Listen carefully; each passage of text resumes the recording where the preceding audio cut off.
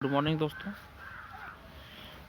आज हम लोग करने वाले दोस्तों इस सेशन में बायोलॉजी घटना चक्र का पूर्वावलोकन क्वेश्चन, जिसमें कि आज है उसमें बायोलॉजी का चैप्टर रहेगा दोस्तों पाचन तंत्र। मानव शरीर के बारे में हम जानकारी पढ़ना स्टार्ट कर दिए हैं दोस्तों। देखिए पहला इसका टॉपिक ख़त्म कर चुके हैं। उसके बाद दोस्तों इसका दूसरा टॉपिक है पाचन तंत्र, बायोलॉजी का पाचन तंत्र। दोस्तों देखिए ये आपके आगामी परीक्षा के लिए बहुत ही महत्वपूर्ण है दोस्तों। आपका जो परीक्षा आने वाली बिहार शिक्षक भर्ती 4.0 5.0 उसके लिए बहुत ही महत्वपूर्ण है ये। और मानव शरीर से दोस्तों हर एक एग्जाम में 5 से 7 क्वेश्चन इसमें पूछा जाता है दोस्तों। तो देखिए पाचन तंत्र, सबसे पहले दोस्तों इसका हम नोट्स पढ़ लेते हैं। नोट्स खत्म करने के बाद दोस्तों उस बेस पे जितने सारे क्वेश्चन रहेगा सारे क्वेश्चन को हम लोग कंप्लीट करेंगे। देखिए नोट्स जो है दोस्तों, इसका नोट्स पढ़ते हैं। विभिन्न भौतिक व रासायनिक क्रियाओं और एंजाइम की सहायता से विभिन्न भौतिक व रासायनिक क्रियाओं और एंजाइम की सहायता से भोज्य पदार्थ को सरल, छोटे व घुलनशील अणुओं में बदलना पाचन कहलाता है। भोजन करने, पचाने, बचे हुए पदार्थों का अवशोषण करके इन्हें रुधिर में पहुंचाने तथा शेष निरर्थक पदार्थ का मल के रूप में परित्याग करने में शामिल सभी अंग पाचन तंत्र, डाइजेस्टिव सिस्टम के भाग हैं। देखिए दोस्तों, पाचन तंत्र में मुख से गुहा तक फैली एक लंबी आहार नाल एलिमेंट्री कैनाल होती है तथा इससे संबंधित कुछ सहायक अंग भी होते हैं। मनुष्य के आहार नाल की लंबाई औसतन 8 से 10 मीटर तक होती है। मुख्य ग्रासन गुहिका बक्को फ्रैंगियल कैविटी, ग्रासनली, ओसियोफेगस, अमाशय, स्टोमैक तथा आंत, इंटेस्टाइन, आहार नाल के प्रमुख भाग हैं दोस्तों। लार का श्रावण लार ग्रंथियों द्वारा होती है। लार का श्रावण लार ग्रंथियों द्वारा होती है। यह हल्की अम्लीय pH 6.8 होती है तथा इसमें लगभग 99.5% जल होता है। मनुष्य के मुख गुहा में लगभग 1 से 1.5 लीटर लार का स्राव प्रतिदिन होता है। लार भोजन को गीला करने तथा उसकी लुगदी बनाने में सहायक होती है, जिससे उसे आसानी से निगला जा सके। लार में टाइलिन, लारीय एमाइलेज होता है जो स्टार्च को शर्करा में तोड़ता है। लार में टाइलिन, लारीय एमाइलेज होता है जो स्टार्च को शर्करा में तोड़ता है। लार में लाइसोजाइम नामक एंजाइम भी उपस्थित होता है। लार में लाइसोजाइम नामक एंजाइम भी उपस्थित होता है जो भोजन के साथ आए हुए जीवाणुओं को नष्ट करने में सहायक होता है। जो भोजन के साथ आए हुए जीवाणुओं को नष्ट करने में सहायक होता है। एमाइलेज दोस्तों देखिए, एमाइलेज नामक एंजाइम का स्राव लार ग्रंथियों, लारीय एमाइलेज तथा अग्ना से अग्नायसी एमाइलेज द्वारा किया जाता है, जो कि भोजन में उपस्थित स्टार्च मंड को जल अपघटन द्वारा माल्टोज में परिवर्तित करता है, जो बाद में ग्लूकोज अणुओं में टूट जाता है। यकृत, लीवर मानव शरीर की सबसे बड़ी ग्रंथि है। यह उदर गुहा में तंतुपट अर्थात डायाफ्राम के ठीक नीचे आंत्र योजनी अर्थात मिसेंट्री से संयुक्त गहरे लाल भूरे रंग का होता है। इसका भार लगभग 1.5 किलोग्राम होता है। यह लगभग 500 क्रियाओं का संपादन करता है। इसकी कुछ मुख्य क्रियाएं हैं: पित्त का उत्पादन, ग्लाइकोजेनोलिसिस क्रिया द्वारा ग्लूकोज का ग्लाइकोजन में परिवर्तन, रक्त प्लाज्मा के कुछ प्रोटीनों का उत्पादन, रक्त में अमीनो अम्ल का नियमन तथा विषाक्त अमोनिया को यूरिया में परिवर्तित करना अर्थात यूरिया का संश्लेषण आदि। पित्त, बाइल पीले हरे या हरे नीले रंग का क्षारीय pH 6.7 से लेकर 8.6 तरल होता है।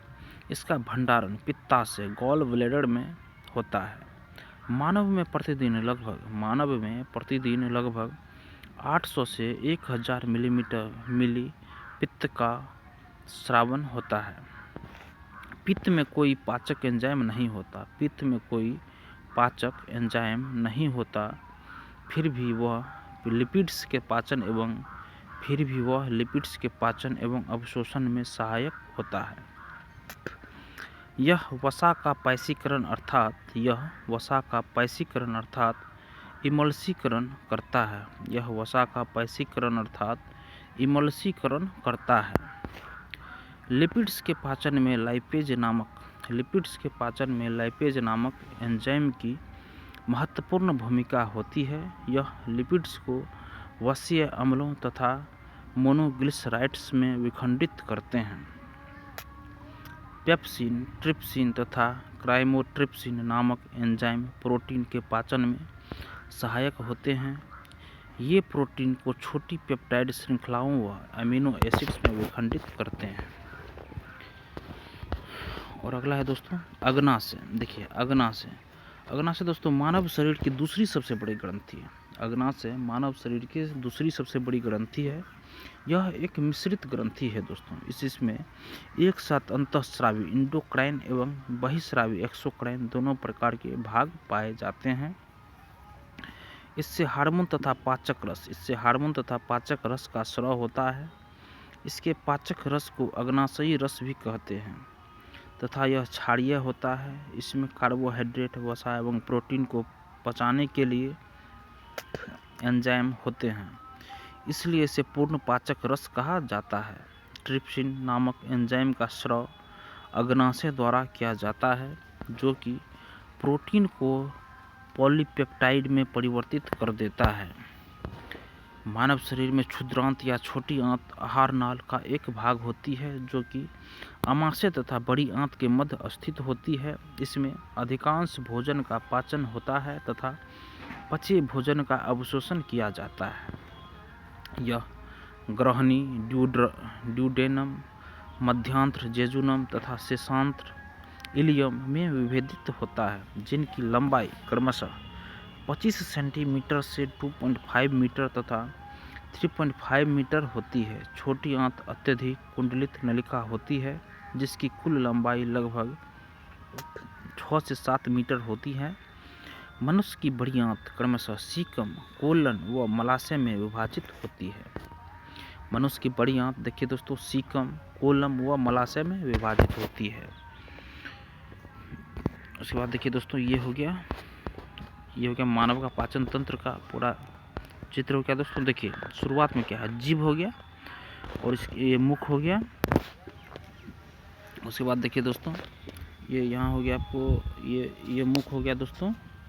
उसके बाद जो कि मुख में लार जो होता है, दो प्रकार का लार होता है दोस्तों। एक होता है टैलिन एंजाइम और एक होता है लारिया एमाइलेज। और उसके बाद दोस्तों ये जो है ये पॉइंट हो गया हमारा ग्रासनली, क्योंकि भोजन को आमाशय तक ले जाता है। जो भोजन को आमाशय तक ले जाता है दोस्तों, यह ग्रासनली भोजन को आमाशय तक ले जाता है। उसके बाद दोस्तों देखिए ये हो गया डायफ्राम आपका। ये इस साइड जो ये देख रहे हैं ना, इसको डायफ्राम बोलते हैं। उसके बाद ये यही हो गया अमाशय दोस्तों। अमाशय में देखिए क्या HCl रहता है, एक उसमें पेप्सिन एंजाइम रहता है। उसके बाद प्रोटीन का पाचन यही होता है, पेप्सिन एंजाइम और HCl। उसके बाद दोस्तों इस साइड देख लीजिए पित्ताशय। इस साइड में एक ये है यकृत के अंदर यहाँ पे दोस्तों रहता है पित्ताशय। वसा का इमल्सीकरण दोस्तों वहीं होता है और पित्त का भंडारण भी वहीं होता है। और ये यकृत तो ये हो ही गया दोस्तों यकृत। और यकृत में देखिए दोस्तों पित्त का उत्पादन होता है, ग्लाइकोजेनेसिस होता है, यूरिया का संश्लेषण भी यकृत में ही होता है दोस्तों। उसके बाद दोस्तों ये हो गया अग्नाशय दोस्तों। ये पार्ट जो हो गया ये अग्नाशय हो गया। अग्नाशय में देखिए अग्नाशयी रस हो गया दोस्तों, अग्नाशय में। उसके बाद दोस्तों ये हो गया बड़ी आंत का जो ये अंतिम भाग है, इसको अपेंडिक्स बोला जाता है। यही अगर किसी का बढ़ जाता है तो उसको अपेंडिक्स हो जाता है, उसको ऑपरेशन करके निकालना पड़ता है दोस्तों। उसके बाद दोस्तों ये हो गया आपको बड़ी आंत। ये हो गया दोस्तों, ये जो देख रहे हैं ये घुमा के ये जो है ये हो गया दोस्तों बड़ी आंत हो गया। बड़ी आंत में देखिए दोस्तों जल का अवशोषण, बड़ी आंत में सिर्फ जल का अवशोषण होता है। और देखिए ये जो बीच में जो पिछला भाग देख रहे हैं दोस्तों, यही है छोटी आंत। कार्बोहाइड्रेट का पाचन होता है यहाँ पे, वसा का पाचन होता है, प्रोटीन का पाचन होता है दोस्तों, और पचे हुए भोजन पोषक पदार्थ का अवशोषण होता है। और ये दोस्तों ये नीचे में जो देख रहे हैं ये हो गया गुद्दा, मतलब मल परित्याग का ये हो गया दोस्तों। उसके बाद दोस्तों देखिए दोस्तों अगला पे आते हैं हम लोग।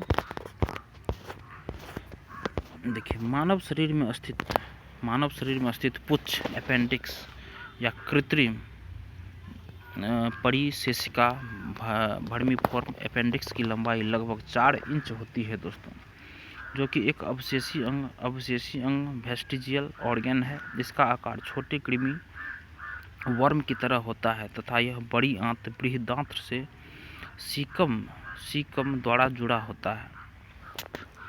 एंजाइम मूलतः प्रोटीन होते हैं जो वायु उत्प्रेरक के रूप में जैव रासायनिक क्रियाओं को उत्प्रेरित या उनकी गति बढ़ाने का कार्य करते हैं। जैव क्रिया में एक विशेष प्रकार के एंजाइम एक विशेष कार्यों को संपादित करते हैं। ये उसी प्रकार कार्य करते हैं जिस प्रकार एक ताले को खोलने के लिए विशेष चाबी होती है। जाइमेज नामक एंजाइम ग्लूकोज को इथेनॉल में परिवर्तित करता है दोस्तों। जाइमेज नामक एंजाइम ग्लूकोज को इथेनॉल में परिवर्तित करता है दोस्तों। अब देखिए प्रश्न कोश में है दोस्तों पहला क्वेश्चन। अब आते हैं इस पे।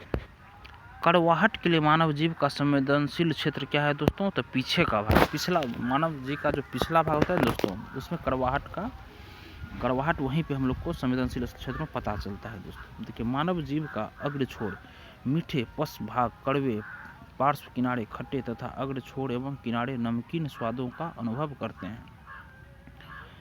देखिए मानव का जीव का अग्रभाग जीव का जो अगला भाग है ना, वो मीठा को प्रदर्शित करता है दोस्तों, और पश्च भाग सबसे पीछे, मीठा सबसे आगे और कड़वा सबसे पीछे होता है दोस्तों। उसके बाद देखिए पार्श्व किनारे मतलब दोनों साइड जो होता है जीव के दोनों साइड, वो दोस्तों खट्टे को सूचित करता है। उसके बाद दोस्तों अग्र छोर एवं किनारे नमकीन स्वादों का अनुभव करते हैं। अग्र छोर जो अगला जो छोर होता है ना, सिर्फ साइड वाला, वहाँ से नमकीन का स्वाद का अनुभव करते हैं दोस्तों। 2 नंबर क्वेश्चन है, मानव शरीर में पाचन का अधिकांश भाग किस अंग में संपन्न होता है? तो छोटी आंत में। देखिए मानव शरीर में पाचन डाइजेशन का अधिकांश भाग छोटी आंत स्मॉल इंटेस्टाइन में संपन्न होता है। इसके अलावा पचे हुए पदार्थों का एब्जॉर्प्शन मुख्यतः छोटी आंत में ही होता है। हालांकि भोजन का पाचन मनुष्य में मुंह से प्रारंभ होकर बड़ी आंत लार्ज इंटेस्टाइन तक चलता रहता है। मनुष्य की मुख गुहा में निम्न में से किसका पाचन प्रारंभ होता है दोस्तों? तो कार्बोहाइड्रेट का पाचन प्रारंभ होता है। देखिए मनुष्य की मुख गुहा में लाड़ सेलिवा में उपस्थित एमाइलेज एंजाइम स्टार्च कार्बोहाइड्रेट का एक रूप को माल्टोज और डेक्ट्रिन में तोड़ देता है। इस प्रकार मुख गुहा में कार्बोहाइड्रेट का पाचन प्रारंभ होता है। अगला क्वेश्चन है देखिए दोस्तों, लार निम्न में से किसके पाचन में सहयोग करती है? लार निम्न में से किसके पाचन में सहयोग करती है दोस्तों? तो स्टार्च के पाचन में सहयोग करती है। लार के पाचन कार्यों में शामिल है भोजन को गीला करना और भोजन की लुगदी बनाना ताकि उसे आसानी से निगला जा सके। लार में एंजाइम एमाइलेज होता है जो स्टार्च को शर्करा में तोड़ता है। लार में लाइसोजाइम नामक एंजाइम भी होता है जो भोजन के साथ आए हुए जीवाणुओं को नष्ट करने में सहायक होता है। लाइसोजाइम जीवाणुओं को दोस्तों नष्ट करता है। 5 नंबर क्वेश्चन है दोस्तों, मानव शरीर में यकृत वसा के पाचन में महत्वपूर्ण भूमिका निभाता है। कारण है दोस्तों इसका, यकृत 2 महत्वपूर्ण वसा पाचक एंजाइम उत्पन्न करता है दोस्तों। देखिए ऑप्शन इसका सी सही है, ए सही है दोस्तों, और आर गलत है। ए सही है, आर गलत है। देखिए यकृत से पित्त की थैली में पित्त रस पहुंचता है जो वसायुक्त भोजन के पाचन में महत्वपूर्ण भूमिका निभाता है। यकृत वसा पाचक एंजाइम नहीं उत्पन्न करता है। 6 नंबर क्वेश्चन है दोस्तों, एंजाइम एक क्या है दोस्तों? तो वायु उत्प्रेरक। देखिए एंजाइम वस्तुतः प्रोटीन होते हैं जो वायु उत्प्रेरक के रूप में जैव रासायनिक क्रियाओं को उत्प्रेरित या उनकी गति को बढ़ाने का कार्य करते हैं दोस्तों। 7 नंबर क्वेश्चन है, एंजाइम मूलतः क्या है? एंजाइम मूलतः क्या है दोस्तों? एंजाइम मूलतः दोस्तों ये क्या है? प्रोटीन है, प्रोटीन। देखिए दोस्तों यह क्वेश्चन कितना महत्वपूर्ण है, कितने सारे एग्जाम देखिए दोस्तों पूछे जा चुके हैं ये क्वेश्चन। अगला क्वेश्चन है दोस्तों, एंजाइम्स मूलतः प्रोटीन होते हैं जिनका निर्माण मूलतः नाइट्रोजनीय पदार्थों या अमीनो अम्ल के संश्लेषण द्वारा होता है। जैव क्रिया में एक विशेष प्रकार के एंजाइम एक विशेष कार्यों को संपादित करते हैं। ये उसी प्रकार कार्य करते हैं जिस प्रकार एक ताले को खोलने के लिए विशेष चाबी होती है। 8 नंबर क्वेश्चन है दोस्तों, एंजाइम है, एंजाइम क्या है दोस्तों? एंजाइम एक प्रोटीन है। 9 नंबर क्वेश्चन है, निम्नलिखित में से कौन सा एंजाइम ग्लूकोज को इथेनॉल में परिवर्तन करने को प्रेरित करता है? तो जाइमेज दोस्तों ग्लूकोज को इथेनॉल में परिवर्तन करने को प्रेरित करता है जाइमेज। देखिए जाइमेज नामक एंजाइम ग्लूकोज को इथेनॉल में परिवर्तित करता है। C6H12O6 ग्लूकोज का सूत्र है दोस्तों, जो कि ये हो गया जाइमेज जो है। अब जाइमेज इसमें अगर डाल देते हैं तो क्या होता है? एथेनॉल बन जाता है दोस्तों, 2C2H5OH प्लस 2CO2, ये हो गया एथेनॉल। 10 नंबर में दोस्तों, जैविक सिस्टम लिविंग सिस्टम में रासायनिक क्रिया की प्रक्रिया को तेज कैटलिस्ट करने में उत्तरदायी पदार्थ क्या है दोस्तों? एंजाइम। देखिए जैविक सिस्टम लिविंग सिस्टम में रासायनिक क्रिया की प्रक्रिया को तेज कैटलाइज करने में उत्तरदायी पदार्थ एंजाइम है। सभी एंजाइम प्रोटीन्स होते हैं। बहुत से कार्बनिक पदार्थ जैसे प्रोटीन, कार्बोहाइड्रेट एवं वसा को सरल अणुओं में परिवर्तित करने की क्रिया एंजाइम द्वारा संपन्न होती है।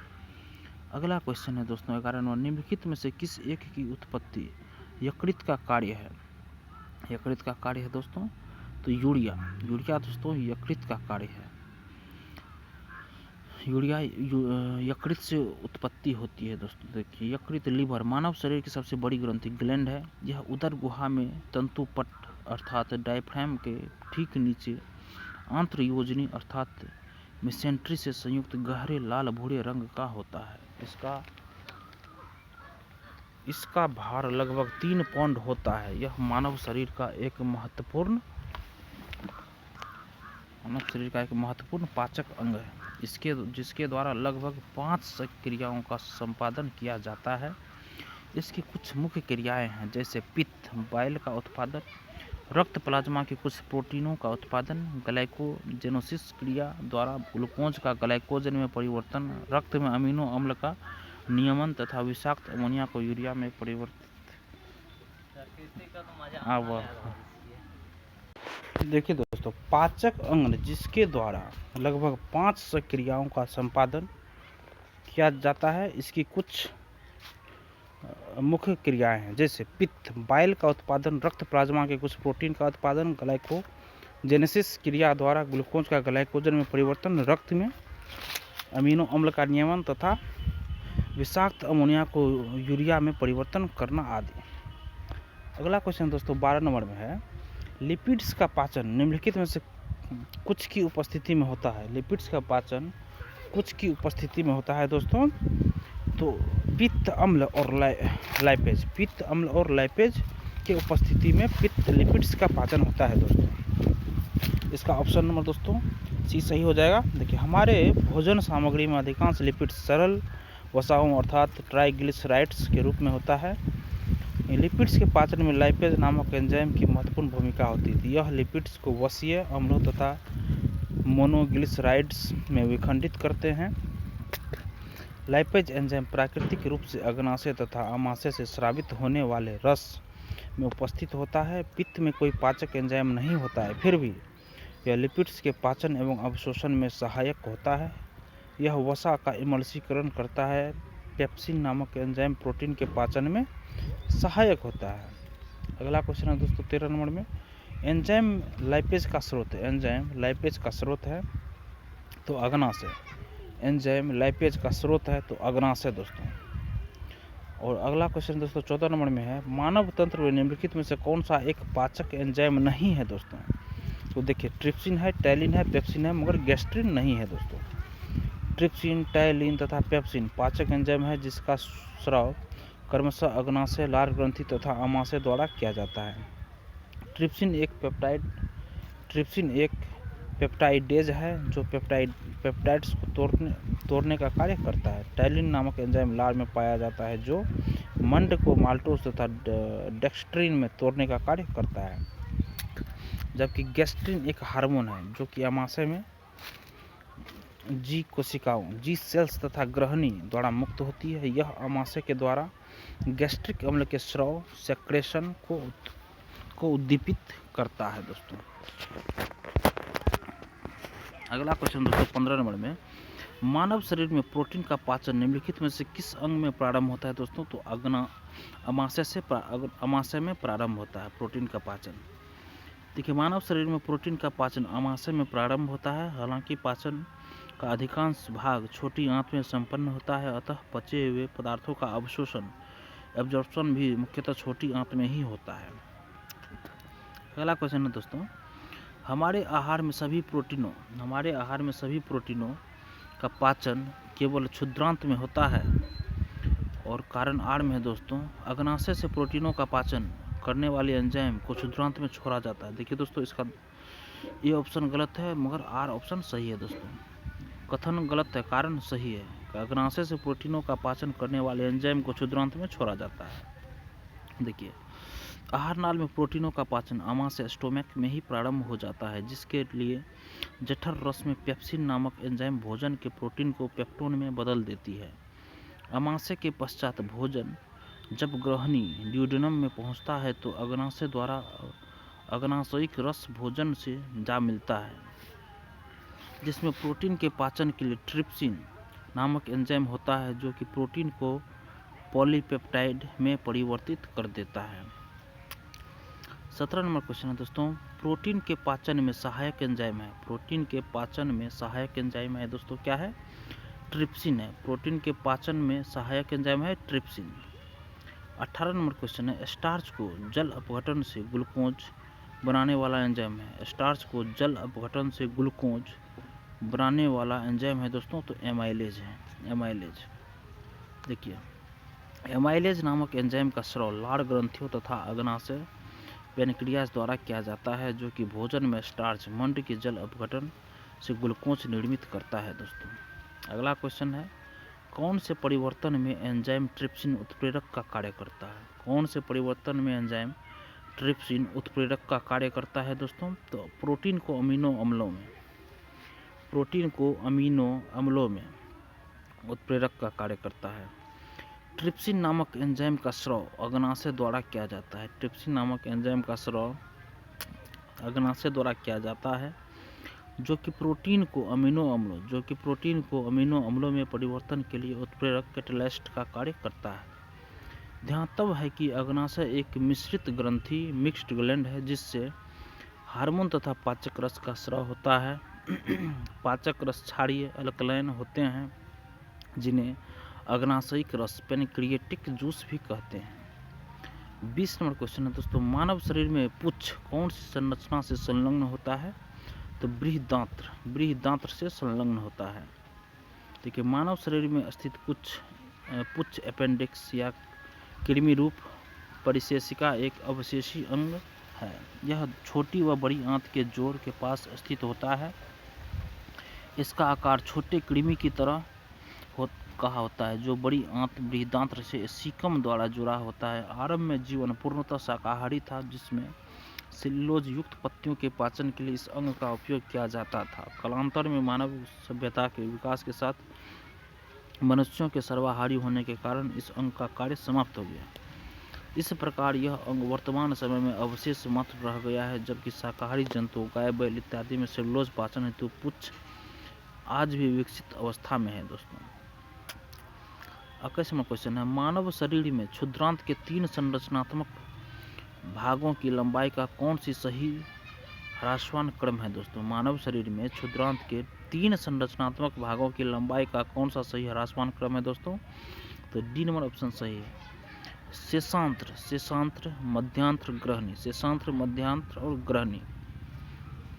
देखिए, मानव शरीर में उपस्थित क्षुद्रांत या छोटी आंत स्मॉल इंटेस्टाइन आहार नाल का एक भाग होती है, जो कि आमाशय तथा बड़ी आंत के मध्य स्थित होती है, जिसमें अधिकांश भोजन का पाचन डाइजेशन होता है तथा पचे भोजन का अवशोषण किया जाता है। यह ग्रहणी, मध्यांत्र तथा शेषांत्र में विभेदित होता है, जिनकी क्रमशः लंबाई 25 सेंटीमीटर, 2.5 मीटर तथा 3.5 मीटर होती है। छोटी आंत अत्यधिक कुंडलित नलिका होती है। अगला क्वेश्चन है, एंजाइम तथा उसके कार्यों के सही जोड़े का चयन करें। एंजाइम तथा उसके कार्यों के सही जोड़े का चयन करें। तो 22 नंबर क्वेश्चन है दोस्तों। देखिए, 22 का बी नंबर ऑप्शन सही है दोस्तों, सही चयन करना है इसमें। तो 22 के बी में है ई कोलाई प्रतिबंधित एंडोन्यूक्लियस सेकेंड, डीएनए को विशिष्ट स्थलों पर काटने के लिए यूज होता है। सही है दोस्तों। देखिए, ई कोलाई बैक्टीरिया से स्रावित एक एंजाइम ई कोलाई प्रतिबंधित एंडोन्यूक्लियस सेकेंड या EcoR2 डीएनए को विशिष्ट स्थलों पर काटने के लिए प्रयुक्त होता है। अगला क्वेश्चन है 23 में, निम्नलिखित में से कौन सा लार की सहायता से पच जाता है। तो स्टार्च लार की सहायता से पच जाता है। निम्नलिखित में से कौन सा लार की सहायता से पच जाता है। तो स्टार्च लार की सहायता से पच जाता है। देखिए, लार में उपस्थित एमाइलेज एंजाइम स्टार्च को शर्करा में तोड़कर इसके पाचन में सहायता करता है। लार में उपस्थित एमाइलेज एंजाइम स्टार्च को शर्करा में तोड़कर इसके पाचन में सहायता करता है। अगला क्वेश्चन है दोस्तों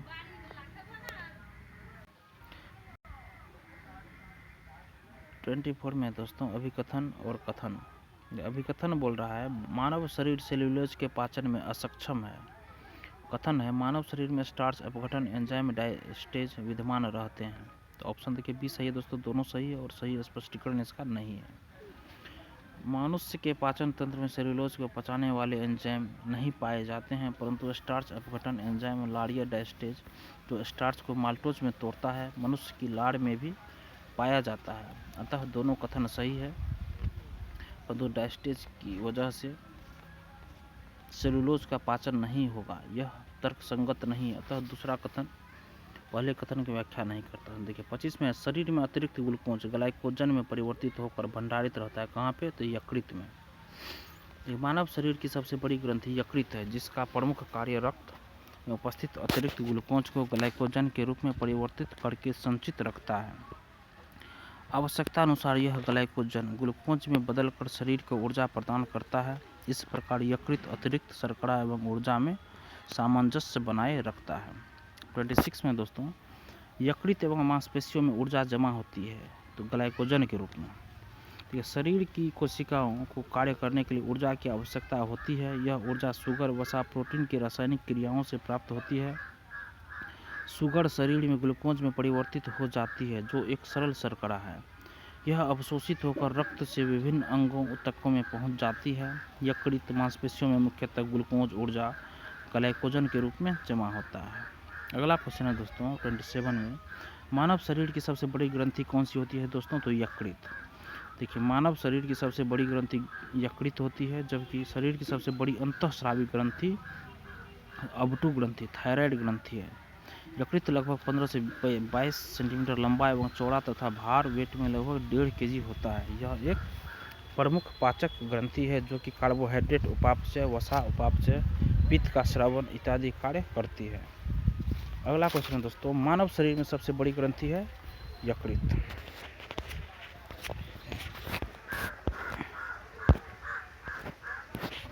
देखिए दोस्तों 29 में क्वेश्चन है, निम्न अंगों में से पित्त का संचय किसमें होता है।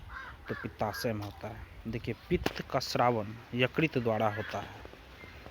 पित्त का स्रावन यकृत द्वारा होता है, किंतु इसके संचय का कार्य पित्ताशय गॉल ब्लैडर करता है। इसके अलावा यह यकृत से आए पित्त से जल सोख कर इसका अत्यधिक सांद्रण भी करता है। पित्ताशय लगभग 8 सेंटीमीटर लंबी तथा 4 सेंटीमीटर चौड़ी अंडाकार थैली होती है, जो कि उदर गुहा में स्थित होती है।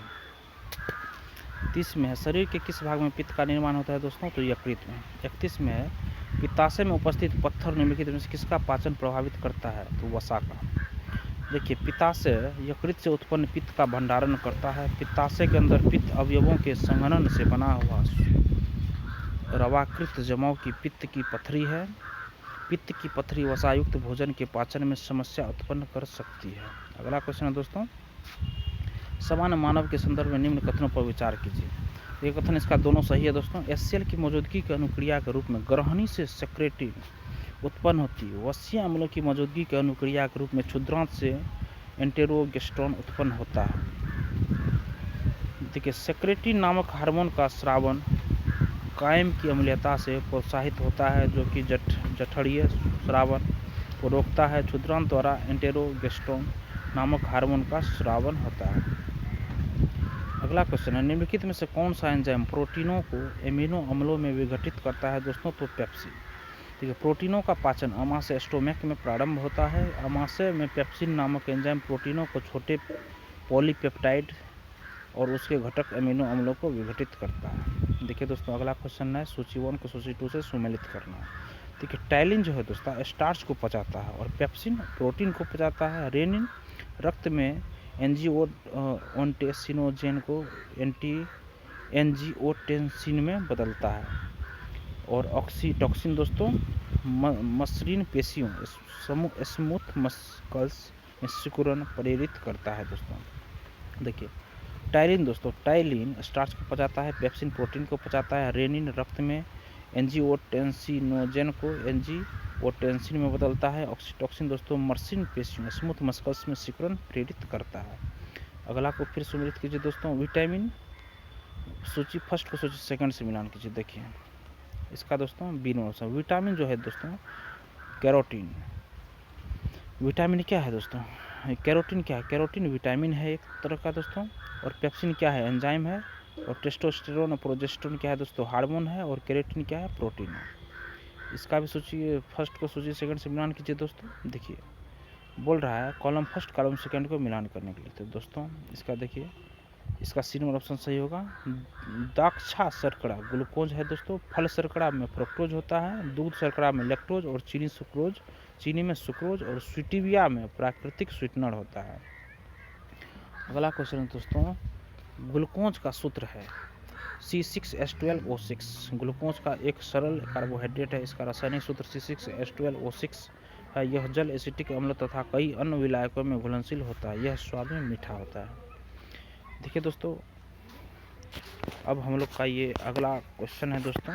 अगला टॉपिक है विटामिन एवं पोषण। तो हमारा ये खत्म हो चुका है दोस्तों। पाचन तंत्र मानव शरीर का जो अंग है, पाचन तंत्र खत्म हो गया। और कल करेंगे दोस्तों इसका विटामिन एवं पोषण। जो मेरे पिछले वीडियो को नहीं देखे दोस्तों, वो जाकर मेरे चैनल पर देख सकते हैं। अगर आपको यह वीडियो पसंद आई हो तो दोस्तों वीडियो को ज़रूर लाइक कीजिए। धन्यवाद दोस्तों।